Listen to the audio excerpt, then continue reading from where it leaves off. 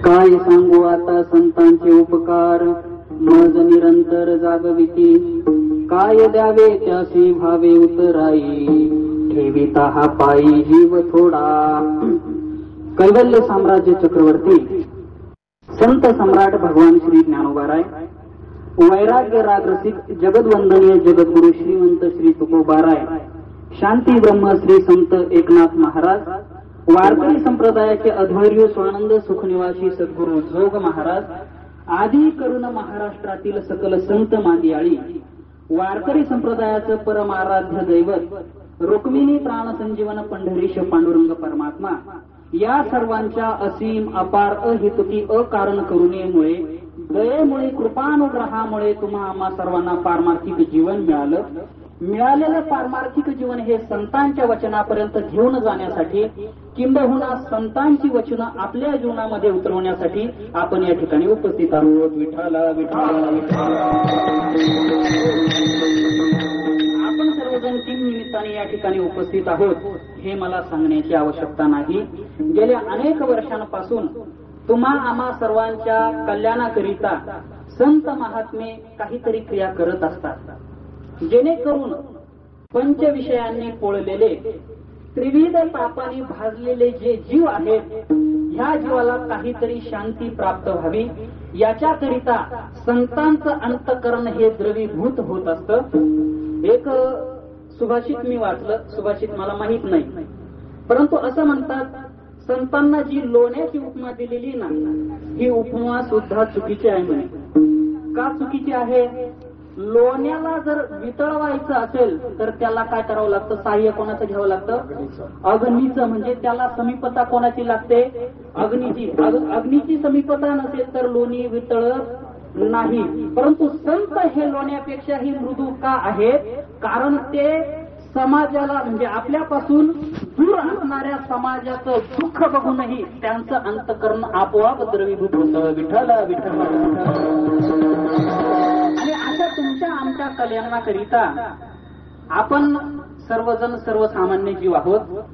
आपल्या कल्याणाचं काय साधन आहे हे आपल्याला कळत नाही. मग संत महात्म्यांना सुद्धा या येऊन काहीतरी साधन संत महात्मे आपल्याला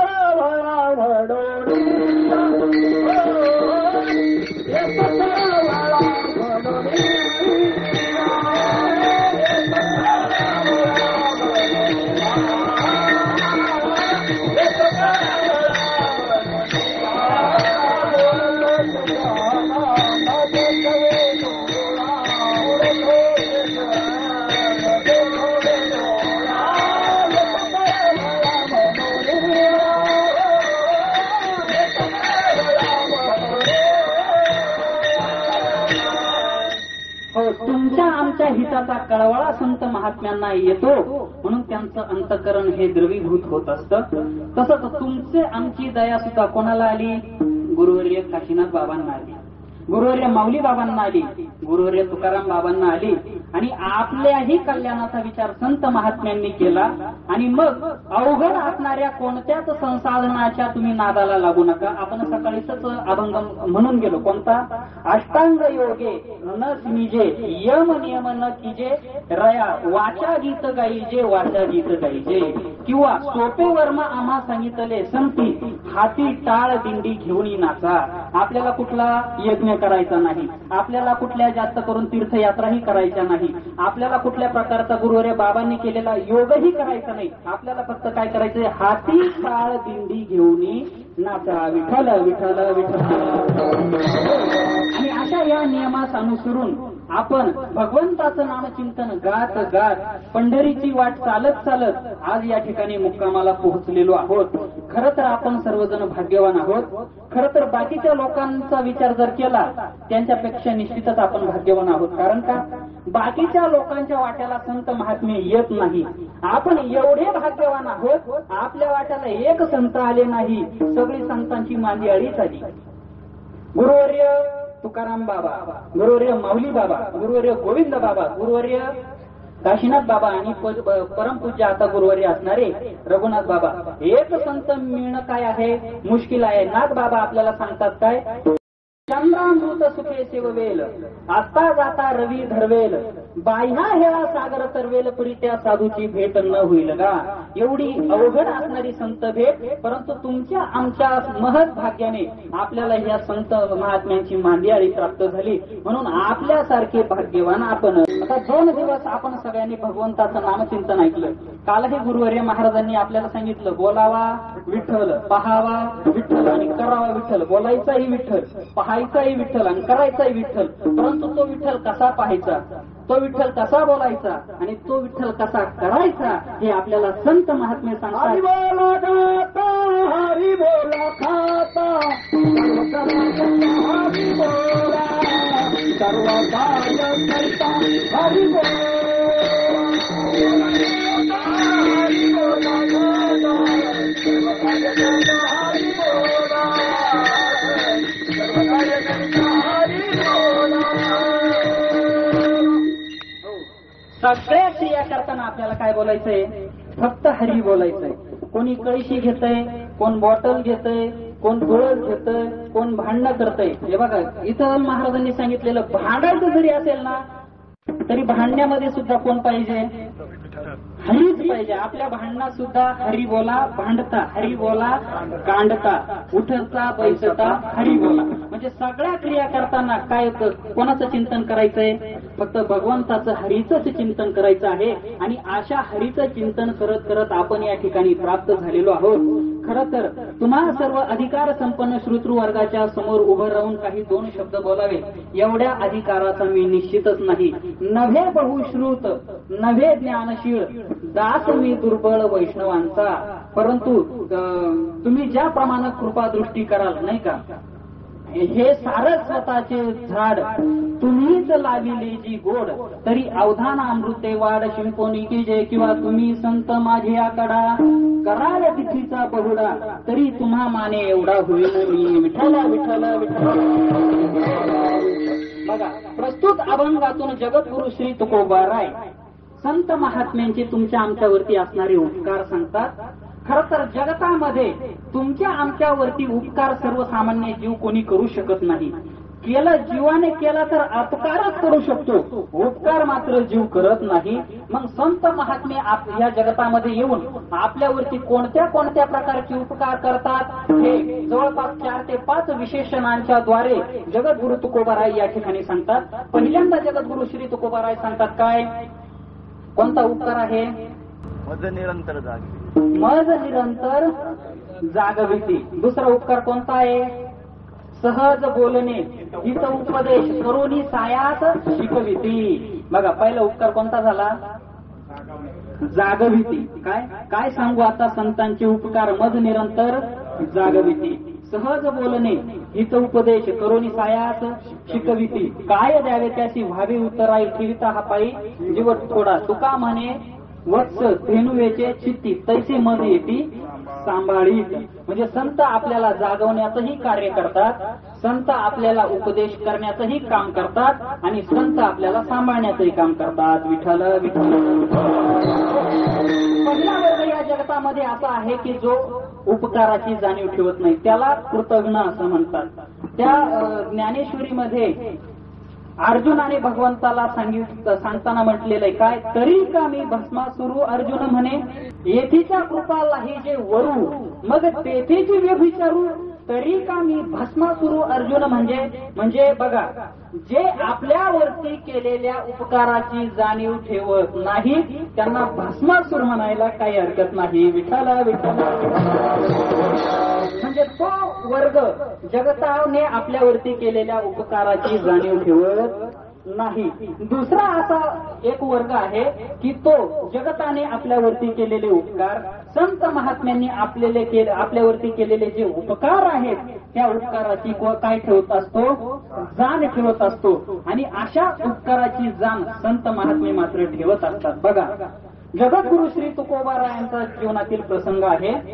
जगद्गुरु श्री तुकोबारायांनी स्वतःच्या जीवनाचं अवलोकन केलं आणि अवलोकन करत असताना जगद्गुरु श्री तुकोबारायांच्या असं ध्यानात आलं की आपलं जीवन पूर्वाश्रमी कसं होतं. मी तव अनाथ अपराधी कर्महीन मतिमंद बुद्धी तुझं मी आठविले नाही कधी, वाचे कृपानिधी माय बापा, किंवा तुका वेडा अविचारी करी बडबड फार.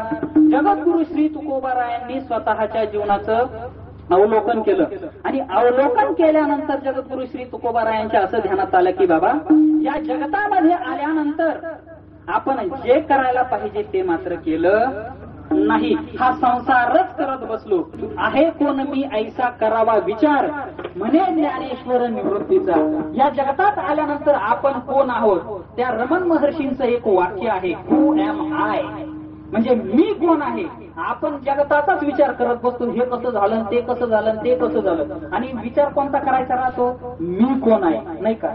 मग ज्या वेळेस त्या रमण महर्षींकडे अनेक प्रकारची लोक यायची आणि त्यांच्या शंका समाधान सांगायची. बाबा आज मी फार दुःखी झालो, बाबा माझं आज पोट दुखतंय, बाबा अमुक अमुक लोक मला त्रास देत आहेत. मग त्या रमण महर्षींचं एकच उत्तर आहे असायचं, काय, हू एम आय. पहिल्यांदा तू स्वतःचा विचार कर, तू कोण आहे. मग ज्या वेळेस तू तुझ्या स्वतःचा विचार करशील ना, त्यावेळेस तुला तुझ्या प्रश्नाचं उत्तर मिळाल्याशिवाय राहणार नाही.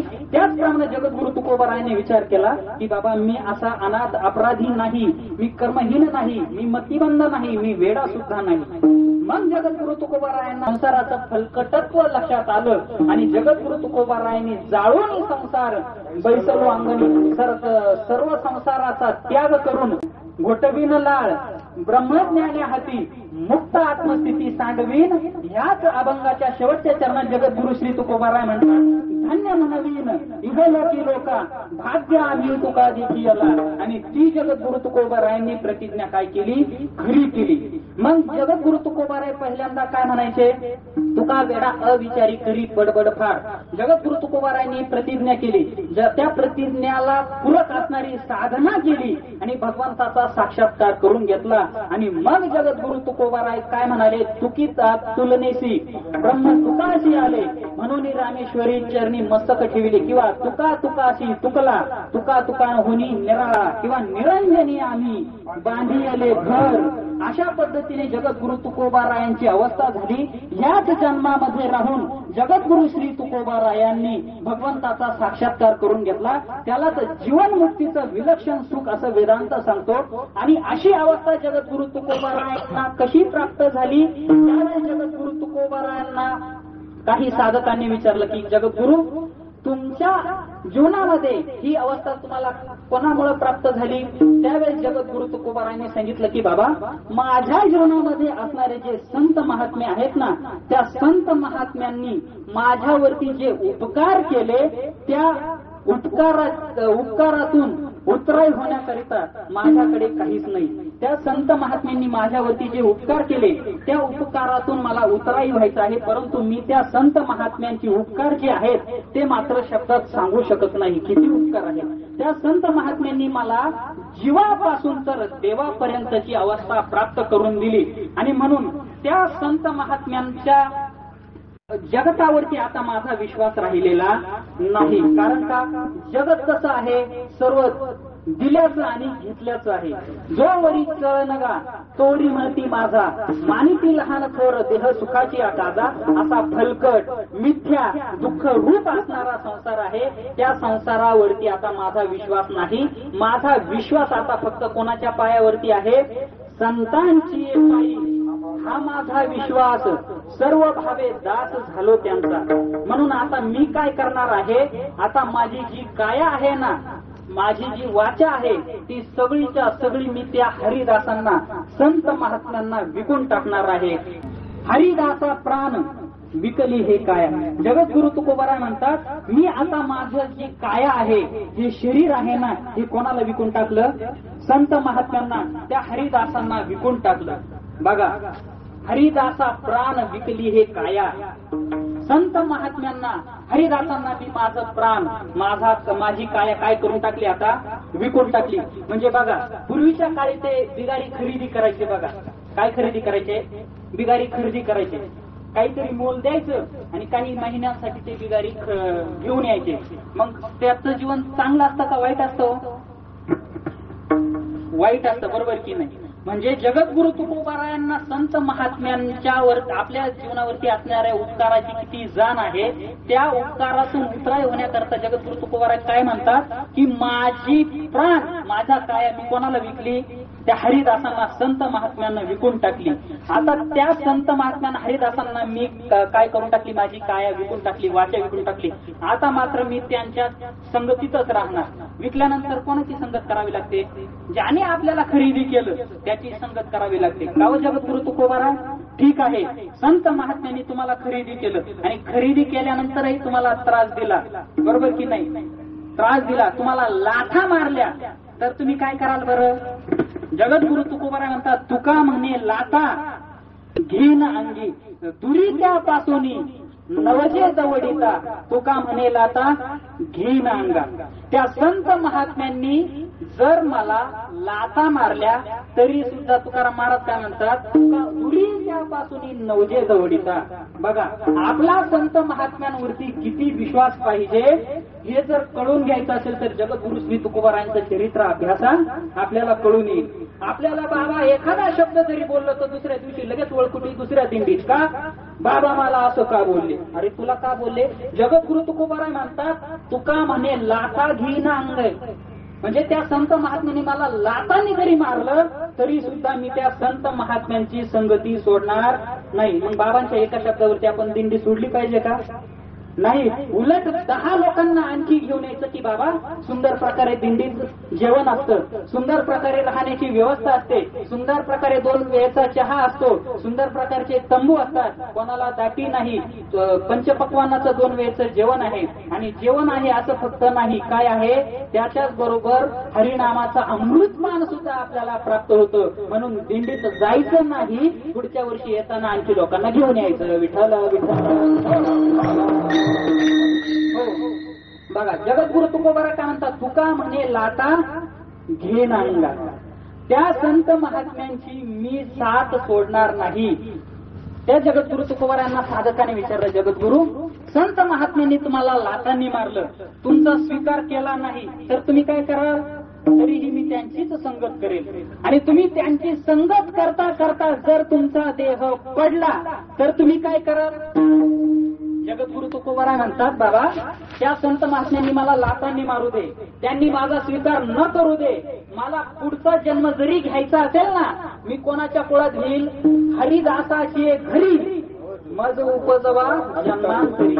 एका जन्मात संत महात्म्यांनी मला लाथा मारू दे असं नाही, जन्मोजन्मी त्यांच्याच दारामध्ये जन्म घेऊन त्या हरिदासांच्या त्या संत महात्म्यांच्याच घरामध्ये मी जन्म घेईन आणि त्यांचे माझ्यावरती जे उपकार आहेत ना ते उपकार फेडण्याचा मी काय करील, प्रयत्न करील. मग त्या साधकाने आणखी विचारलं जगद्गुरु तुकोबाराय त्या संत महात्म्यांनी तुम्हाला लाथा मारल्या तरी तुम्ही म्हणतात मी पुढचा जन्म त्या हरिदासांच्याच घरी घेईल, परंतु जगद्गुरु तुकोबाराया यदा कदाचित तुम्हाला हरिदासांना म्हणजे मनुष्य जन्म भेटेलच, हे कशावरून.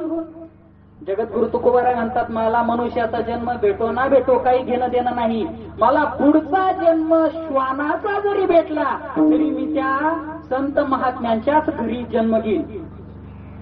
संत समागमे एखादी परी व्हावे त्याचे द्वारी श्वान यती. जगद्गुरु तुकोबाराय म्हणतात मी पुढचा जन्म श्वानाचा घेईल, परंतु कोणाच्या घरात घेईल, श्रीमंताच्या. बरोबर ना, महिला मंडळ झोपले का, कोणाच्या घरी घेईल. जगद्गुरु तुकोबाराय काय म्हणतात बघा काय म्हणतात जगद्गुरु तुकोबाराय श्वानाचा कुत्र्याचा जन्म भेटला तर कोणाच्या घरचा, श्वानाचा जन्म जरी भेटला तर कोणाच्या घरी घेईल, संत महात्म्यांच्या घरी घेईल. परत त्या साधकाने प्रश्न विचारला का हो तुम्हाला यदा कदाचित पुढचा जन्म श्वानाचा नाहीच भेटला तर. जगद्गुरु तुकोबाराय म्हणतात वैष्णवांचे नानी न किडा, वैष्णवांचे नानी न किडा.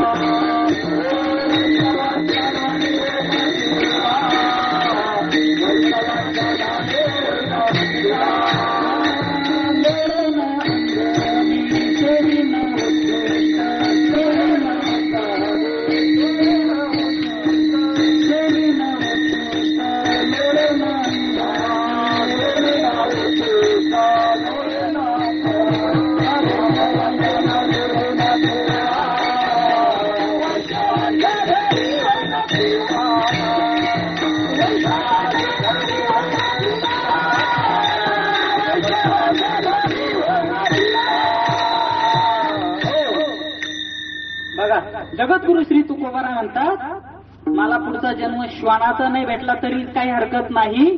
पुढचा जन्म मला कोणाचा भेटला? किड्याचा जरी भेटला तरी मी किडा तरी होईल, पण कोणाच्या? संतांच्या नानीचा किडा होईल. एवढी संत महात्म्यांवरती काय पाहिजे? श्रद्धा पाहिजे. एवढी त्यांच्यावरती निष्ठा पाहिजे. बघा, खऱ्या अर्थानं आपण या एवढ्या मोठ्या हिमालयाच्या तुडीच्या परंपरेमध्ये जन्माला आलो. आपण भाग्यवान आहोत की नाही?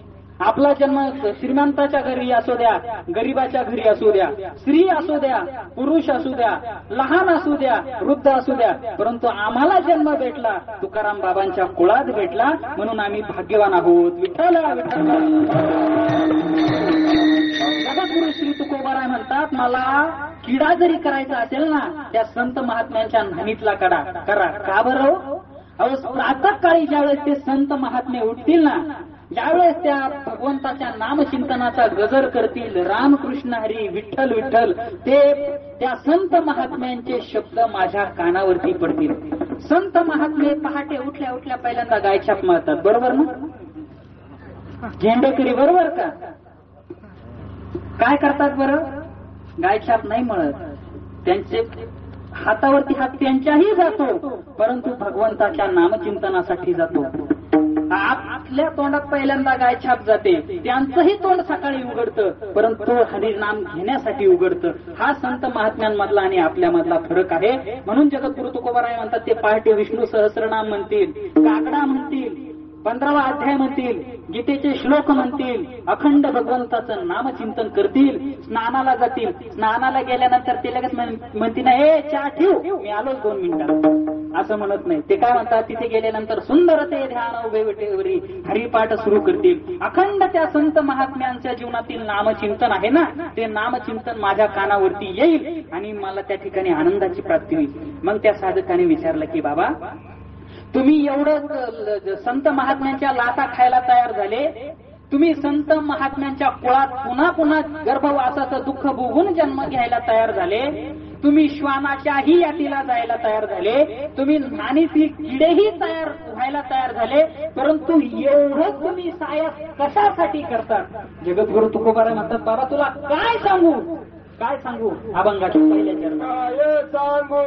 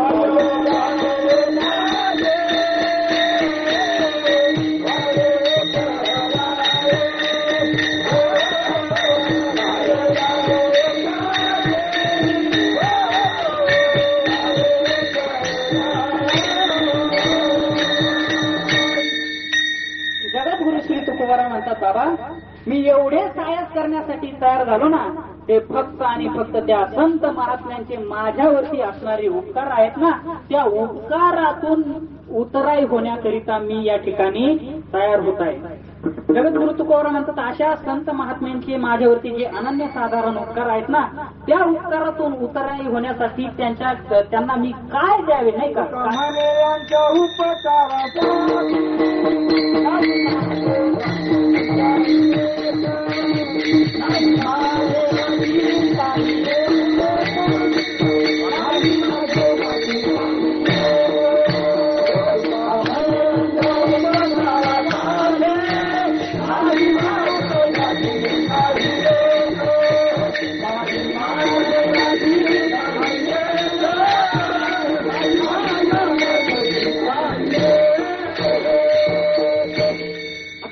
काय जो शब्द आहे ना तो अनेक अर्थाने वापरला जातो. काही ठिकाणी दुःखाचा प्रसंग असेल काय शब्द वापरला जातो, काही ठिकाणी आनंदाचाही प्रसंग असेल काय शब्द वापरला जातो, काही ठिकाणी आश्चर्याचा प्रसंग असेल तरी काय शब्द वापरला जातो. परंतु या ठिकाणी जगद्गुरु तुकोबारायने जो काय शब्द वापरलेला आहे ना तो अनिर्वाच्यवाचक वापरलेला आहे. अनिर्वाच्यवाचक म्हणजे त्या शब्दाचं वर्णन करता येत नाही. काय वाणू आता न पुरे वाणी मस्तक चरणी ठेवीत असे, म्हणजे त्या संत महात्म्यांचे किती उपकार आहे ते वाणीने वर्णन करता येत नाही. परंतु का हो जगद्गुरु तुकोबाराय असे संत महात्म्यांचे नेमके आपल्यावरती काय उपकार आहेत. जगद्गुरु तुकोबाराय म्हणतात ते संत महात्मे आम्हाला जागवण्याचं काम करतात. काय काय द्यावे त्याची व्हावे उतराई काय सांगू आता संतांचे उपकार मद निरंतर जागविते. मग तुम्ही म्हणाल का हो ऐसे जागविले अवघे जन होते संचित तीही केले दान तुका म्हणे दुबळी कोण कोण गेली वासुदेवाशी विसरून गा. जगद्गुरु तुकोबाराय म्हणतात त्या संत महात्म्यांनी कोणाला जागवलं ऐसे जागविले अवघे जन सगळ्यांना जागवलं. म्हणजे कोणाला कोणाला जागवलं बद्धालाही जागवलं, त्या ठिकाणी साधकालाही जागवलं, मुक्तालाही जागवलं, संतांनाही जागवलं आणि देवालाही जागवलं. विठ्ठल विठ्ठल. फक्त मी सरळ सरळ प्रमाण सांगून जातो. संत महात्मे हे बद्धालाही जागवतात. काकड्यामध्ये आहे काय उठा जागे व्हारे आता स्मरण करा पंढरीनाथा. बरोबर हे कोणाला जागवणं झालं बद्धाला. दुसरं साधकालाही जागवतात. उठा साधू संत साधा आपुले हित जाईल हा नरदेह मग कैचा भगवंत. या ठिकाणी कोणाला जागवलं साधकालाही जागवलं. तिसरा वर्ग आहे मुक्त. मुक्ताला सुद्धा संत महात्मे जागृती देतात. गाथेमध्ये जगद्गुरु तुकोबाराय म्हणतात आप तरे त्या की कौन बराई और नको भलो नाम धराई. बाबा तुम्ही मुक्त झालात यामध्ये काय विशेषता आहे, परंतु हा जो काही अज्ञानाच्या अंधकारामध्ये गडद झालेला जो समाज आहे और नको भलो नाम धराई इतर समाजाला सुद्धा तुम्ही नामचिंतन धरण्याकरिता प्रवृत्त करा. त्या ठिकाणी संत महात्मे मुक्तालाही जागृती देतात. चौथी जागृती संत महात्मे संतांना सुद्धा जागृती देतात. कोणी कोणाला जागृती दिली आमच्या मुक्ताईने ज्ञानोबारायांना जागृती दिली. काय योगी पावन मनाचा साहे अपराध जनाचा विश्वरागे झाले वन्नी संती सुखे व्हावे पाणी. बाबा या समाजाने तुम्हाला कितीही त्रास दिला ना अग्नी रूपाने हा समाज तुमच्यावरती जर बरसला ना तुम्ही काय व्हायचं संती सुखे व्हावे पाणी. तुम्ही पाणी होऊन त्या समाजाला निवडण्याचं त्या ठिकाणी कार्य करा. विठ्ठला विठ्ठला. आहे संत देवाला सुद्धा जागवतात. काकड्यामध्ये काय सांगतात उठा पांडुरंगा आता दर्शन द्या सकळा झाला अरुणोदय सरली निद्रेची वेळ. तरी मात्र देव काय उठायला तयारच नाही. मग ज्या वेळेस देव उठत नाहीत ना त्यावेळेस देवीला विनंती करावी लागते. कारण का बहुतेक ठिकाणी देवाच्या आधी कोण उठलेले असतात घरात देव्याच उठलेले असतात. बरोबर की नाही. मग त्या ठिकाणी सगळ्या साधू संतांनी त्या रुक्मिणी मातेला काय केले विनंती केली राही रखुमाबाई तुम्हा येऊ द्या दया शेजे हलवणी जागे करा देवराया. मग झाला का देव जागृत झाला ना. ऐशी विनवी रुक्मिणी जागृत झाले चक्रपाणी नामा बदान जुळी जोडून चरणी माथा ठेवीत असे. म्हणजे संत महात्म्यांनी ह्या सगळ्या लोकांना काय दिली जागृती दिली. हे संत महात्म्यांचे खऱ्या अर्थाने आपल्यावरती असणारे उपकार आहे. विठ्ठल विठ्ठल. देवाला फक्त एवढी जागृती देणं हे संत महात्म्यांचं कर्तव्य नाही. खरं तर संत महात्मे काय सांगत असतात तुम्हाला आम्हाला संसाराची म्हणजे पंढरीची गारे आल्या नो संसारा दिनाचा सोयरा पांडुरंग. संत महात्मे त्या देवाला दम देतात की बाबा आता इतर युगांचं कार्य या ठिकाणी करायचं नाही. मूढ पापी जैसे तैसे उतरी कासे लावणी. म्हणजे या ठिकाणी मूढ येवो पापी येवो तंबाखू खाणारे येवो बिड्या पिणारे येवो मिसरी लावणारे येवो कसेही येवो पावभाजीसाठी भांडणं करणारे असो, कोणी असो, परंतु त्याचा तिरस्कार करायचा नाही. बाबा त्या ठिकाणी बोलू शकतात, बरोबर की नाही, परंतु देवा तो त्या ठिकाणी बोलायचं नाही. त्या ठिकाणी बाबाला बोलण्याचा अधिकार आहे, देवाला बोलण्याचा अधिकार नाही. म्हणजे कसेही असो त्या ठिकाणी तू त्या सगळ्यांचा उद्धार करायचा. देवाला सुद्धा संत महात्मे काय करतात, जागृती देतात. आणि अशी जागृती संत महात्म्यांनी दिली. हे संत महात्म्यांचे तुमच्या आमच्यावरती असणारे काय आहेत, उपकार आहेत. विठाला विठाला. मग जगद्गुरु तुकोबाराय म्हणतात, बाबा असे संत महात्म्यांचे आमच्यावरती उपकार आहे की संत महात्मे त्या देवाला सुद्धा सांगतात की काय, जगामध्ये कुठल्याही प्रकारचे लोक असोत त्या लोकांचा तुला उद्धार करावाच लागेल, नाही का, बरोबर की नाही. मग अशा संतांचे आमच्यावरती काय किती उपकार आहेत ते मी माझ्या शब्दात सांगू शकत नाही. काय सांगू आता संतांचे उपकार, मद निरंतर जागविती. मग काहो जगद्गुरु तुकोबाराय, अशा त्या संत महात्म्यांचे आपल्यावरती असणारे उपकार आहेत, त्याच्यातून उतराई होता येतं का? जगद्गुरु तुकोबाराय म्हणतात, नाही हो. त्या संत महात्म्यांचे एवढे उपकार आहे, एवढे उपकार आहे, त्याच्या उपकारातून आपण उतराई होऊ शकत नाही. आपण आता दुसरं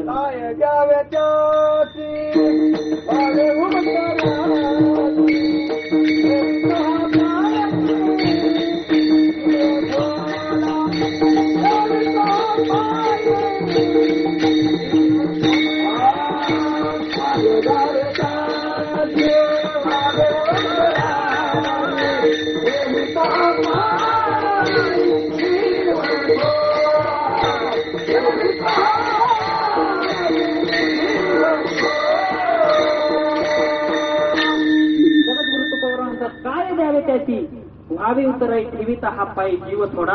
त्या संत महात्म्यांचे एवढे उपकार आहेत ना, त्यांच्यातून उतराई होताच येत नाही. या जगामध्ये झाडही उपकार करतात, गायही उपकार करतात, नदी पण उपकार करते, रविश्चंद्र घनो वृक्षा हे सगळेजण उपकार करतात. परंतु ह्या सगळ्यांपेक्षा संत महात्म्यांचे उपकार कसे परी उदार चुडामणीच्या होणी संत. संत महात्मे या सगळ्यांपेक्षा उदारतेने नटलेले आहे. एकच कबीर महाराजांचा दोहा सांगतो आणि आपली सेवा संपवतो. बघा संत महात्म्यांचे आपल्यावरती किती उपकार आहेत, ऐका बरं का. एकच शेवटचा दोहा सांगतो बघा. परीस आहे परीस, बरोबर की नाही. परीस काय करत असतो, बोला महिला मंडळ, तुमचा आवडता विषय असून तुम्हाला सांगता येणार का. परीस काय करतो, लोखंडाचं सोनं करतो, बरोबर की नाही. त्या ठिकाणी कबीर महाराज म्हणतात, संत पारस में अंतर क्या जान. म्हणजे संतांमध्ये आणि परीसामध्ये काय अंतर आहे म्हणे. पारस लोहे का करे सोना. परीस काय करत असतो, लोखंडाचं सोनं करतो. परीस लोखंडाचं सोनं करतो, लोखंडाचा परीस करत नाही. काय लक्षात द्या, परीस काय करतो, परीस लोखंडाचं सोनं करतो, लोखंडाचं परीस करत नाही. संत महात्म्यांचे किती उपकार आहे. पारस संतन में अंतर क्या जान, पारस लोहे का करे सोना, संत करे आपू समान. विठाला विठाला. संत महात्मे हे आपण ज्या पदाला प्राप्त झालो, आपण सारी खिकरी तात्काळ नाही काळ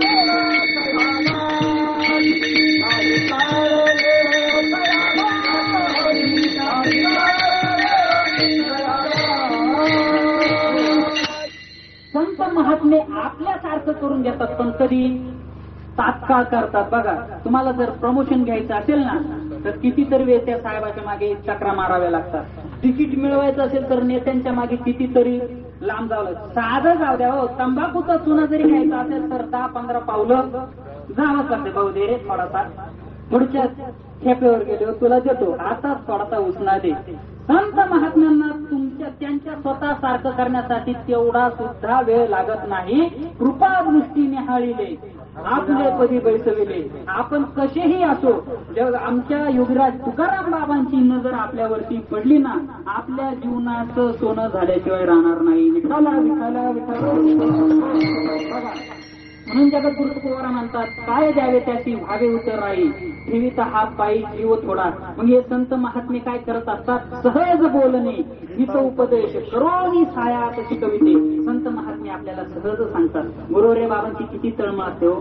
दुपारी तुम्ही आम्ही झोपतो, बाबाला झोप आहे का हो, पुढचा ठेपा कुठे असेल, पुढचा नाश्ता कुठे असेल, परत नाश्त्यावाला आला का, नाश्ता झाला का, परत त्या टँकरचं काहीतरी तुटलं त्याला वेल्डिंगचं दुकान सापडेल का.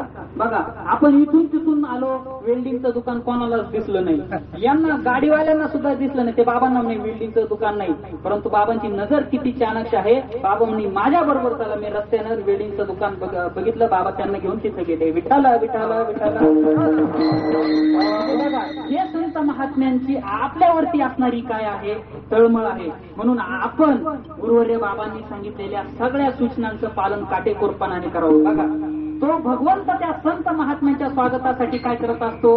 हातीचे लीला कमळे पुजूतया ते जोवरी दोन्ही भुजा आलो घेऊन आलिंग वया लागली तयाचे अंग. संत महात्म्यांची पूजा करण्याकरिता भगवान परमात्मा त्या ठिकाणी स्वागताला उभा असतो. आपण पुढे जातो, पताका घेऊन चालतो, तंबाखू खातो, त्या पिचकाऱ्या रस्त्यावरतीच टाकतो. बरोबर ते रस्त्यावरती पिचकारी मारल्यानंतर मागून बाबांचा काय येत असतो, रथ येत असतो. मग ते थुकलेले आपण जे थुंकतो ते कुठे लागतं, त्या रथाच्या. आम्ही मागे भजन म्हणत असतो, आमचे पाय कुठे पडतात, त्याच्यावरती पडतात. म्हणजे पुण्य करिता होय पाप. आपण कशा करता आलो, पुण्य करण्याकरता आलो. आणि पुण्य करता करता ह्या छोट्या छोट्या गोष्टींमधून आपल्याकडून काय घडत असतं, पाप घडत असतं. म्हणून कोणत्याही प्रकारची छोटं छोटं पाप आपल्याकडून होऊ नये याची काळजी आपणच घ्यावी. आणि बाबांनी सांगितलेल्या सूचनांचं तंतोतंत पालन करावं. कारण का, त्यांचे आपल्यावरती काय आहेत, उपकार आहेत. आणि त्यांच्या उपकारातून म्हणजे मी काय कशासाठी सांगत होतो, करुणी सायास शिकविती. गुरुवर्य काशीनाथ बाबांचा किती सायास असायचा. सहज बोलणे, सहज बोलायचे बाबा, परंतु सहज त्यांच्या बोलण्यामधून सुद्धा लोकांच्या अंतःकरणामध्ये परिवर्तन होत होतं. एकदाच बाबांनी शब्द दिला, लोक म्हणले मी माळ घातली. एकदाच बाबांचा शब्द ऐकला, माझ्या जीवनामध्ये सुधार झाला. हे सगळे उपकार कोणाचे आहेत, संत महात्म्यांचेच आहेत. म्हणून त्यांच्या अनंत असणाऱ्या उपकारातून आपण काही उतारे होऊ शकत नाही. सहज बोलणे हित उपदेश करोनी सायास शिकविती. आणि ते संत महात्मे आपल्याला कशा पद्धतीने सांभाळतात अभंगाच्या शेवट.